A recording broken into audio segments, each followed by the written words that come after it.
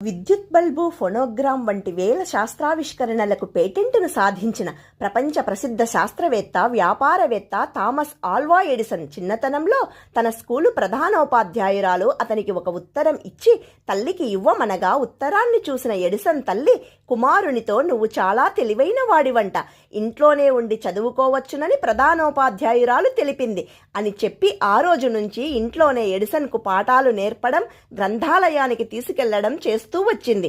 కొన్నాళ్లకు ఎడిసన్ను ఒక శాస్త్రవేత్త దగ్గర శిక్షణ కోసం చేర్పించింది. తరువాత కాలంలో అతడు గొప్ప శాస్త్రవేత్త అయ్యాడు.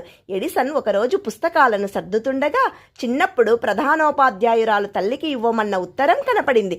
అందులో "మీ అబ్బాయికి మందబుద్ధి, ఈ పాఠశాలలో చదవడానికి అర్హుడు కాడు, రేపటి నుంచి ఇంట్లోనే చదివించడం మంచిది" అని రాసి ఉంది. ఆ ఉత్తరం చదివిన ఎడిసన్ తన తల్లికి తన పట్ల ఉన్న అపార నమ్మకాన్ని తలుచుకుంటూ కన్నీళ్లు కార్చాడు.